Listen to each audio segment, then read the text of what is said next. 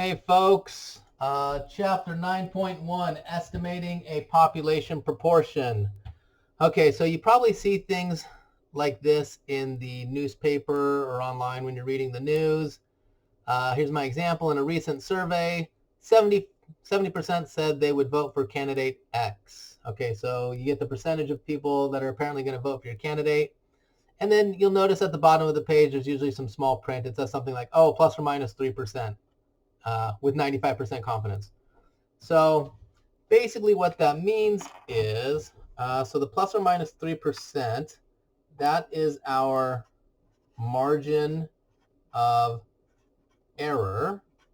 I don't like that they use the word error. It makes me think of a mistake. There's no mistake. It's just a margin of error. Whenever you're sampling, things don't work out perfectly. So plus or minus 3%, our margin of error is 3%.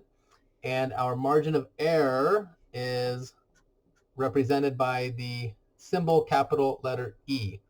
So we could write a confidence interval.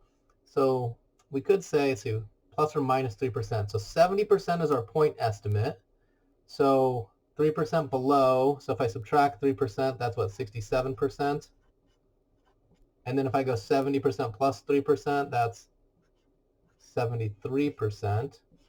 So my confidence interval is, I think the percentage of people that are going to vote for my candidate is between 67% and 73%. So this is my confidence interval.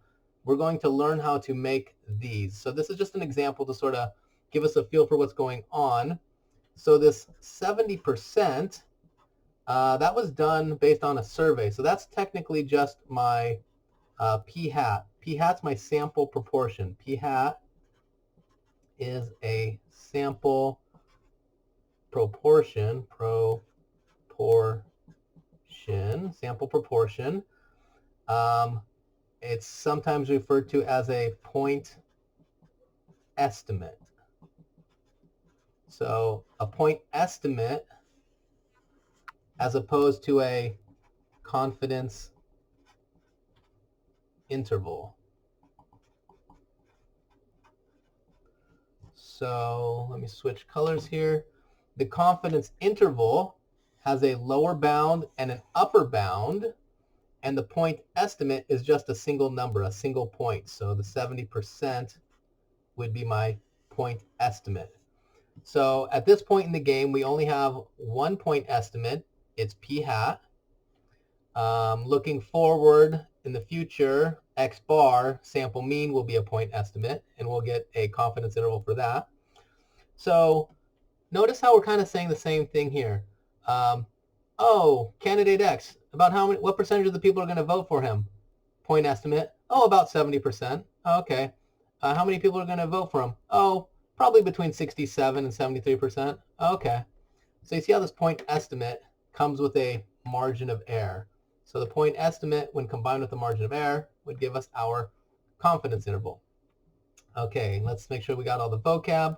Point estimate, confidence interval, p hat. Oh yeah, just like we have x bar, we have p with a little thing above it, p hat. So if I were to draw it a little bit prettier, it's p with a little sort of hat on top of it, p hat. Its name is sample proportion. Similar to x bar, which has a name of sample mean, p hat is technically our sample proportion. It happens to be our point estimate. Okay, so tell me if this makes sense.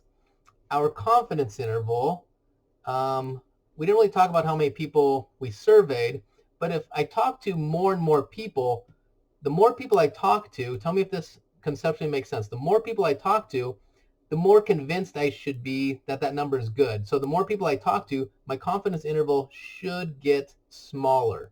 So the more people I talk to, the confidence interval should get smaller. Hopefully, conceptually, you are good with that. Okay.